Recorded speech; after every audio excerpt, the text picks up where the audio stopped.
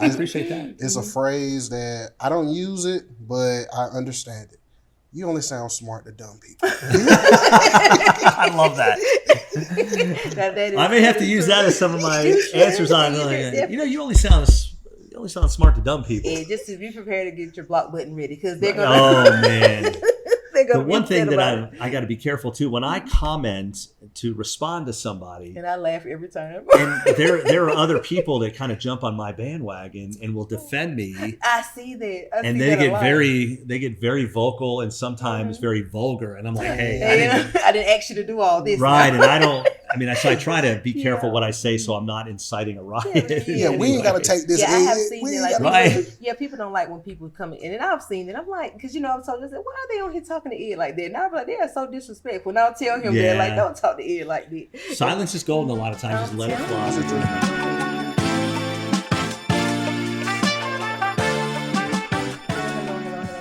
Small Talks with Tish and Larry. I'm Tish and I'm Larry.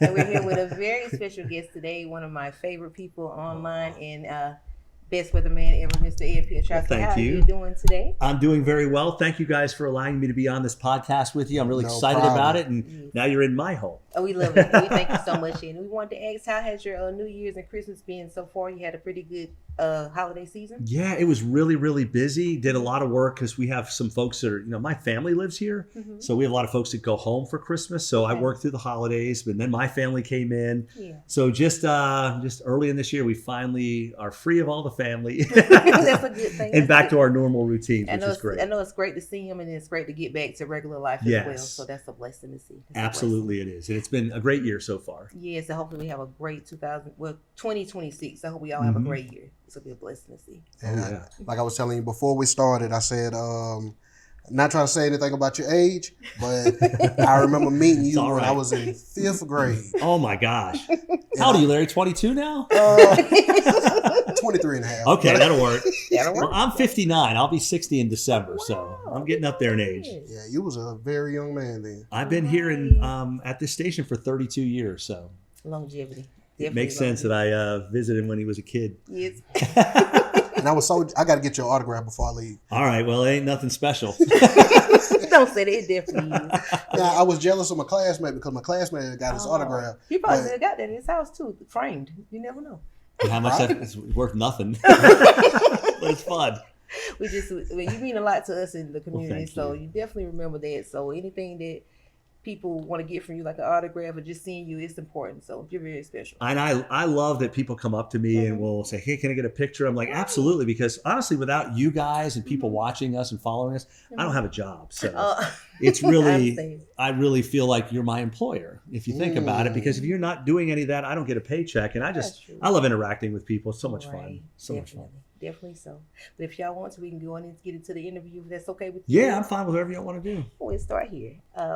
What made you choose to become a meteorologist, and has it been a rewarding career for you? And were you very nervous the first time being on camera to report the weather? So great questions. And so first of all, I chose this career because I absolutely love the weather. Mm-hmm. Never thought I would actually do it on television. Just got lucky. I got an internship with a station in Eastern North Carolina. Mm-hmm. And I thought it would just be fun to follow the weather. But then I got in front of the camera, enjoyed that a lot. Mm-hmm. So my first job was in New Bern, North Carolina. I was there for 3 years, and then I've been here for 32. Mm-hmm. And I've absolutely loved it. One of the cool things about my job is I still get paid even when I'm wrong.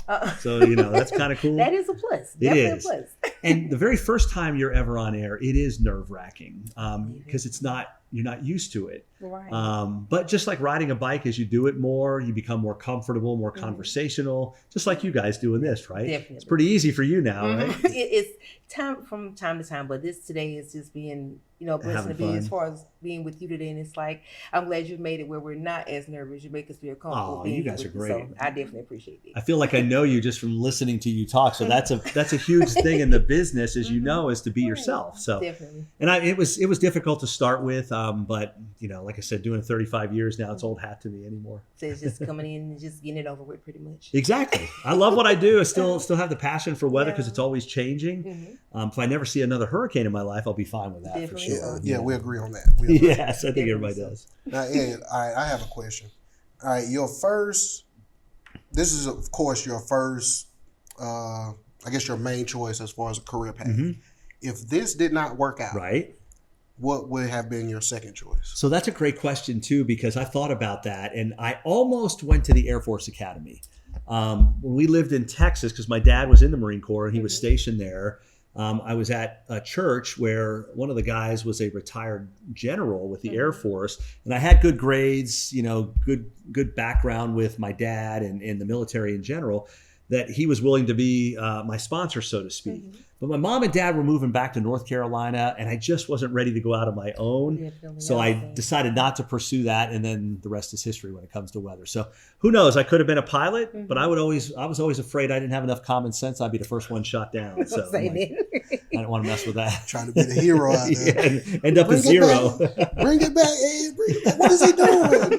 Right. But you're doing well, so it's definitely as great as you are at this, so it must have been meant and in the works God had in the plan for you to do this as your career. Amen. So This was the plan, and I've never looked back. So definitely so. And we'll go on to this one. Okay, you being here at WPDE for over 30 years, I'm sure your colleagues and the South Carolina residents are extremely grateful to have you. What has kept you here in the area for so long with us? Another great question. I know you guys ask great questions. I was like a lot of people when I first started here. Young people want to go to a small market, get their feet wet, and then move on to a bigger market and make more money in a bigger city or what have you. But all of my family is in the Carolinas. So I got here and really just fell in love with the Myrtle Beach area and the PD. And I've stayed here. And so I've had other opportunities, but I just never could see myself pulling up the stakes and heading elsewhere. And I'm glad I am where I am. My mom and dad live at our house.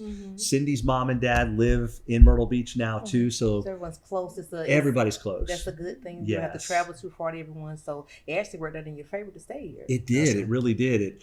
The parents live with us, but we used to joke around that they were 3 hours away. I go, they're just far enough away. They're not here every weekend. But now they are. So it's all good. It's a blessing to have them. Yes. I know they're so just proud of you and everything that's going on as far as your career. So I know they're grateful to have you here. I think so. Yes, I'm and glad they're here. that 3 hour drive would have been too much. So thank you. Right. That's true. Definitely so. Definitely so. Now, in your time doing the weather, what's that one storm that scared you? That's what we was talking about before we got on camera. Yes. There have been a couple, and it depends on what era here at WPDE. The first one I remember was Hurricane, now I'm drawing a blank, Hurricane Floyd in 1999. It was nearly a Category 5 in the Bahamas. And at the time, it was forecast to be a major hurricane coming into Murrells Inlet. I remember that forecast. So I was like, man, this is the one. This is the big one for us. Well, back in the mid-90s, forecasting wasn't as good as it is today. The hurricane ended up weakening quite a bit and eventually made landfall near Cape Fear in North Carolina. Now, we had a lot of flooding and we had some wind damage, but it could have been a whole lot worse. That was one of my first big fears. And then, of course, was Hurricane Florence in 2018. Similar, expected to be a major hurricane making landfall. Unforeseen wind shear helped to really weaken it. We still had tons of flooding. Yes. And that was a long time, but those were the two ones that scared me the most, thinking this is going to be our big one. Neither one of them were really big wind producers, but they did produce a lot of rain. So with the hurricanes, pretty much is the wind the most dangerous part, or the rain and the wind together? That's what causes it to be so serious for everyone. So there's actually 4 main impacts you got to worry about. And believe it or not, the deadliest part is rainfall. 85 to 90% of people who die in a hurricane drown, and often far from the coast. So folks inland have to be concerned about that. Right. While people fear the wind, wind can do a lot of damage. It's not a killer. It's not a huge killer. I mean, it can kill people. So we try to prepare people for not only the wind, but the rainfall and also tornadoes and storm surge. Being inland, you don't have to worry about the storm surge. That's a coastal phenomenon. But the other things we all have to be concerned with, it's so important for people to remember, though, flooding is a really big deal. And trying to travel in and things like that, because they definitely get on the roads and you could possibly get stuck in it and anything like that. So you have to be careful. People don't realize it only takes 6 inches of water to float your car. And if you have a stream that's all of a sudden really high and it's moving very rapidly, you can be swept off the road. So don't travel when you got flooding. Definitely. Good way to put it. Right. And I also wanted to ask you, the Pizza Palooza party. Yes. It has been since 2015 that we haven't had a hurricane make landfall here in the U.S. And in 2025, you were able to celebrate the pizza party with the community. How exciting is that to be a part of that event? And I'm pretty sure that your fingers always crossed when you have a hurricane season and nothing happens in. So how was the party? Yes. Like I said, me and my old boss, who just recently was hired, have covered 45 tropical storms and hurricanes that have impacted our coast in some form or fashion. So if we never see another one, we are fine with that. Yes. So last year was fantastic. We had a little tropical storm. That was it with Chantal. So about 5 years ago, I jokingly said, if we can just get through this hurricane season, because we had a bad 5 years from 15 through 2020. You're right. You're definitely right about that. So I said, look, if we get through it, I'm going to throw a big pizza party. Well, we started going through the hurricane season, and people were like, hey, when's the pizza party? I'm like, oh, I guess we got to do a pizza party. I always look forward to him mentioning that. I said, I sure hope they can do that because the people look so forward to going to it and having a good time and seeing you and things. So and it worked out. Yes. You know, this year we had 3,500 people show up to it. Jim Cantori from the Weather Channel came out, and we just celebrated a hurricane-free season for us. And it was also a great way to, we asked people to donate toys for Tots and also non-perishable items for the Low Country Food Bank and Meals on Wheels. So we were able to really help the community through a very fun event as well. So it was really a fun time.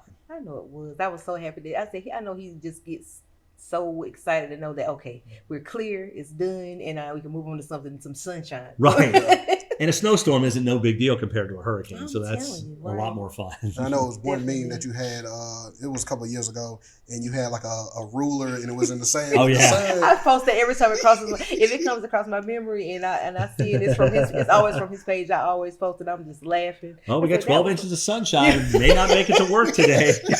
I laugh every time it crosses my path. It is funny. It really is. I'd rather have sunshine any day than a rough weather pattern that's continuous like hurricanes can get. So that's a blessing. When people's lives are in danger, nobody wants that. You know, that's the thing. Definitely. That is the beauty of a winter storm. If you're just careful, people are typically okay. And it's fun to see the snow. You know, some people don't like it to stick around, but hurricanes can do damage that can last for months, even years. And people lose their lives, unfortunately. And I know you probably get tired of this one question, but I have to ask it. Are we getting any snow this year? Ooh, that's a great question too. You know, our best time to get snow is January and February. So we're still in the beginning stages. Yes, so that's good. We don't have any chance for the next 10 days. I know that for sure. But we'll see how the pattern changes for the second half of January and going into February. Remember, the big snow we had last year was January 21st. So we can still get. Yeah, I mean, probably the biggest outside of the Christmas snow in 1989 that dumped 14 inches in Myrtle Beach. There was another storm. It was 1972 or 3. I don't know. I can't remember it. Produced a blizzard inland. Some locations inland had 24 inches of snow, and that was in February. That is crazy. I cannot imagine. Possible. Did you remember the one? We were in school then. It was like maybe 2000? Yes, January of 2000. Yes. Because it was after Hurricane Floyd. Right. We had 6 to 8 inches of snow from that one. And we were out of school for like a week. I remember that. I could not, but that snow was up to there when my mom had like some steps that I tried to go down on her house, and I slipped. And I didn't even get hurt because I fell into the snow. That's how high the snow was. I was like, nice blanket. Yes, I was thankful that it was there. But I was like, this is how much snow we got. Like, it snowed the whole night. I had never seen it snow like that in my life. That was amazing. I do remember that January of 2000. And the Christmas snow that you said, you said 1989? Yes. I remember it too. So you were alive in 89? Oddly. I mean, you're so much younger than me. I don't know. I was born in 66, so when were you born? I mean... You don't want to mention? You don't have to. You can just say the decade. No, I'm joking. I was born in 86.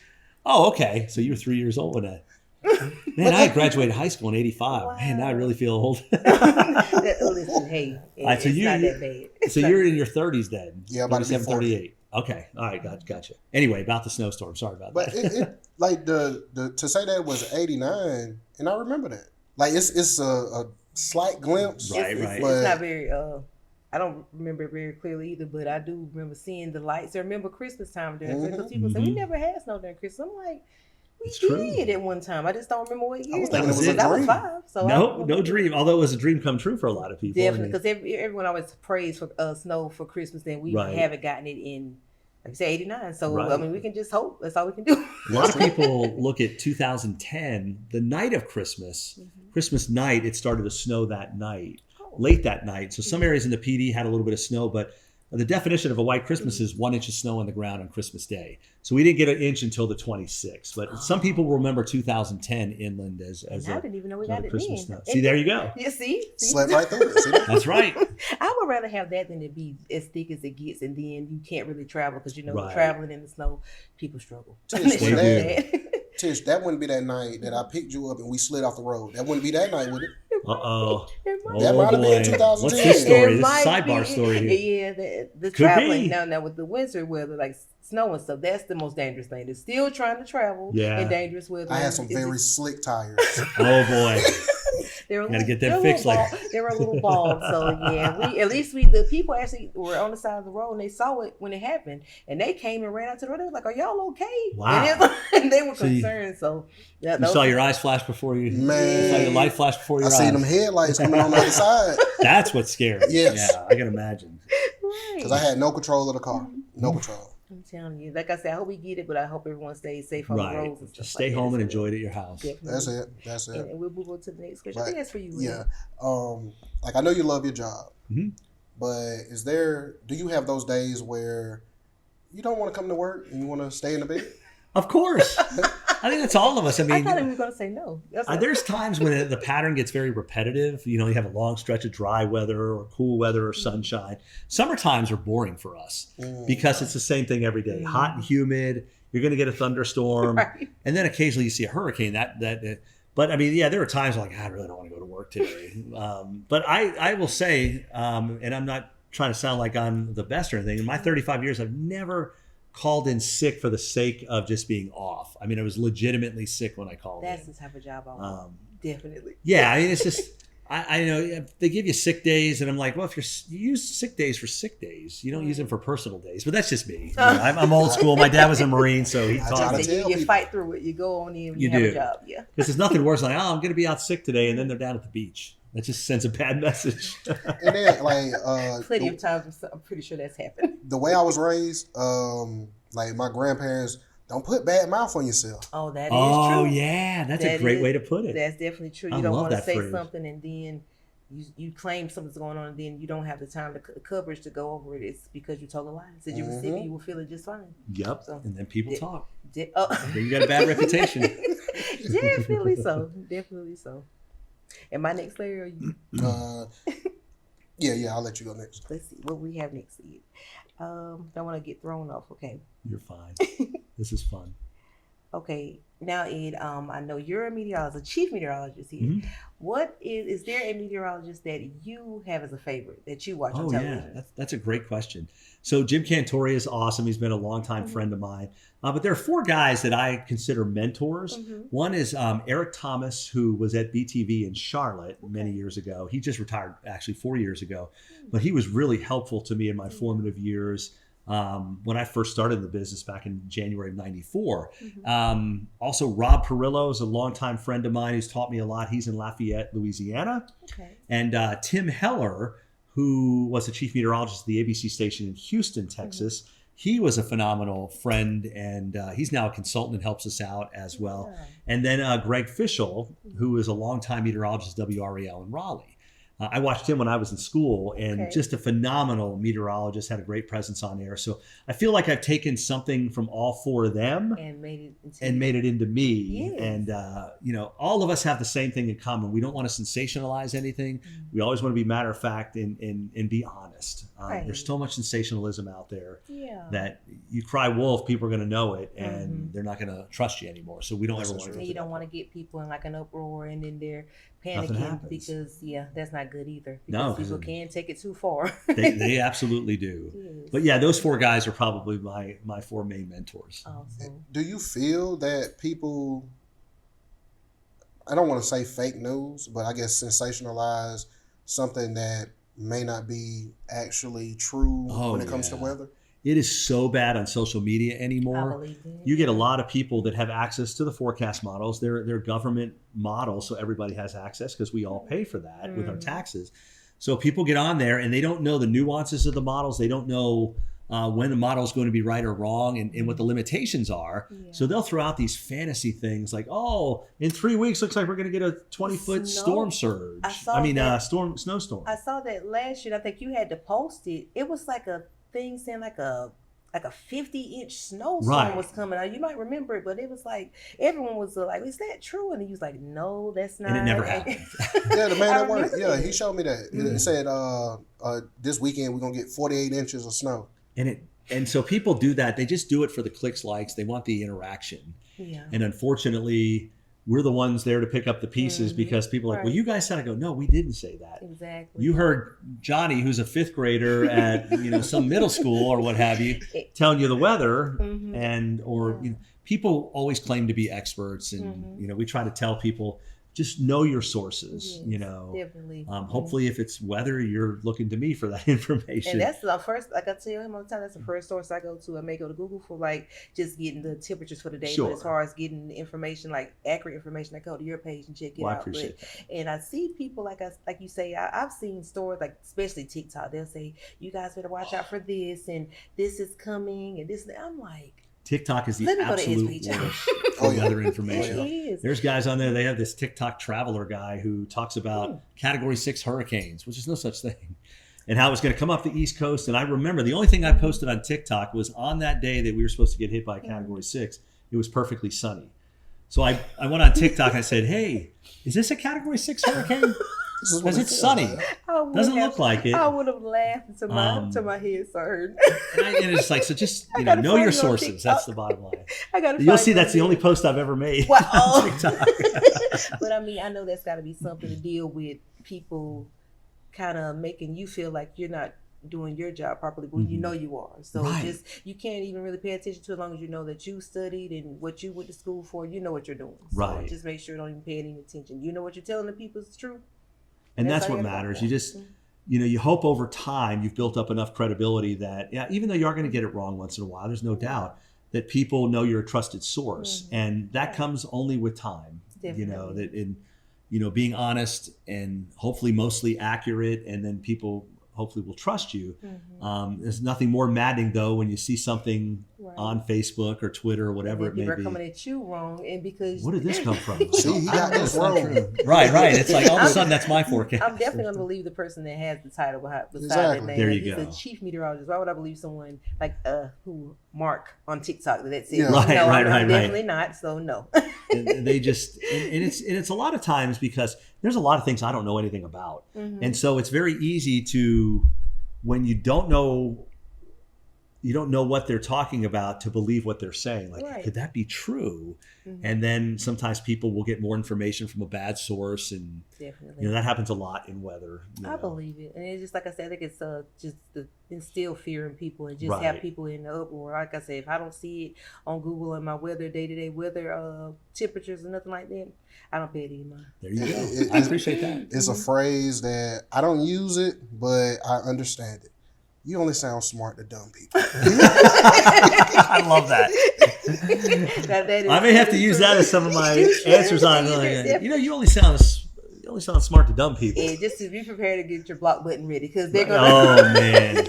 The one thing that I got to be careful too, when I comment to respond to somebody, and I laugh every time. And there are other people that kind of jump on my bandwagon and will defend me. I see that.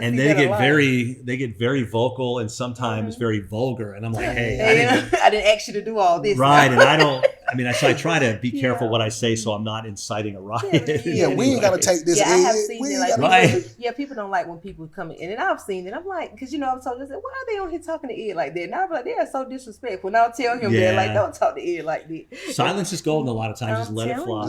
Don't pay any attention. But we'll move on to the next one. Oh, I'll take the reins on this.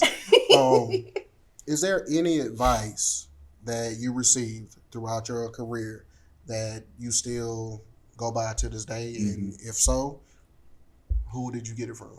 So those 4 mentors all had one thing in common. They always told me to absolutely be honest with your audience.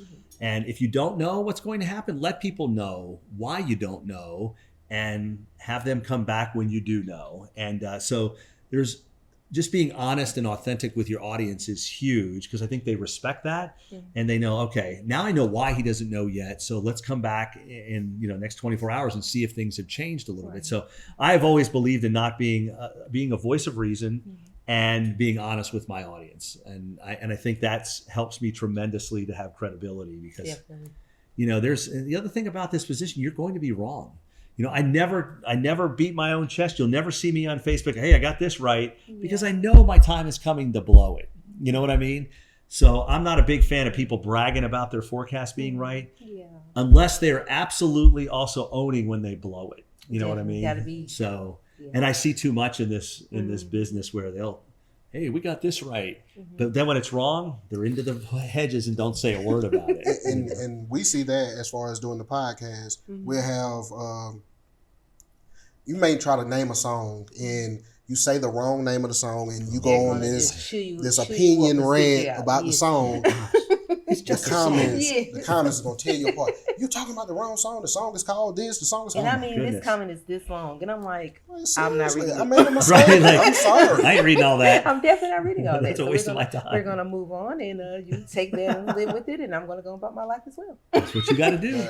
You're right. Like that's, I don't know, like people have too much time on their hands for one. Yeah. Oh my goodness, and of course. I don't have the time to try to you can go back and forth with people. Every little mistake we make, I mean, we're not the first one to make it, and I mean, people got to understand that nobody's perfect. So you just got to be like, hey, they're going to feel like grace. Feel like you feel, and we just got to keep it moving from there. And on this last one, this is just a little appreciation question. Okay. I'm a big fan of your online content, and there is something that stands out more than anything when I see your posts, and it's your constant reminders to stay positive, be kind, and remaining thankful. I know that's not always easy, but what is a message you'd like to share with everyone today who's trying to stay on a positive route? Honestly, the most important thing people can do is take a deep breath and just be kind. I mean, it's that simple. It's very easy to want to lash out at somebody, but always remember the people that are lashing out at you probably have something going on in their life that we don't know nothing about or why they're doing what they're doing. So for me, often I just like to take a step back and not say anything. And, you can't go kind to a murderer, you know what I'm saying?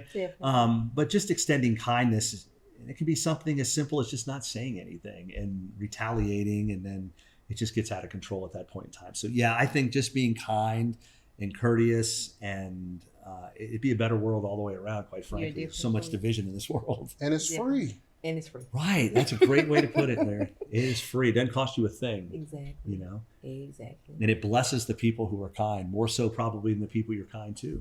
That is true. Just be kind. Show and share kindness. Got you. But that'll be our last question, Ed. But I want to tell you so much. Thank you. This was actually an extended birthday gift from him. So I'm thankful he reached out to you. And I thank you for doing this with us today. And it's really been a blessing and a great birthday present. I appreciate it. Well, thank you. And I hope you got the bobblehead, right? Yes, sir. So we gave him a bobblehead. I want to see that in every podcast moving forward. You definitely will. And you just ask my question, Ed, what do you think? I like it. And definitely. Head will pop up. Thank you for that as well. That's a great birthday gift to leave here with. I appreciate you. You're very welcome. Thank you guys very much for having me. It's been a lot of fun. Definitely. And I'm going to say this. I say I brought her favorite meteorologist. Definitely. I don't know how I'm going to top it next year. Oh, boy. I don't know how we're going to do it. Maybe we need to do an adult kidcaster when adults come on and do the weather with me. I mean, that'd be kind of fun. Yeah. Just take my job, though. I doubt it. They don't want to see me. They love it. I'm not taking it. Look at his face. Anybody want to see that? Trust me, if you've been doing this for 30 years, you're very blessed. And I am absolutely blessed for sure. I mean, my career is basically a hobby to me. It's something I just love doing. And do you know how hard it is for people to get into a field that they really love like that? You're absolutely right. So just know that you're definitely appreciated by all of us. And I appreciate you guys spreading good news and kindness everywhere. No problem. It's a fun podcast for sure. Thank you, Ed. I appreciate you. Is there anything that you would like to promote? Just watch ABC 15, folks. I appreciate you doing that. I'm on at 5, 6, and 7 every single night. So if you watch, keep me in a job. That's what I appreciate. And I'm gonna end it off like this. I know if I can do it, I know damn well you can. Peace. I love it. It's awesome. Great job. That was so much fun. Yeah, I really did. I mean, I love the questions. I mean, it's always fun to do it.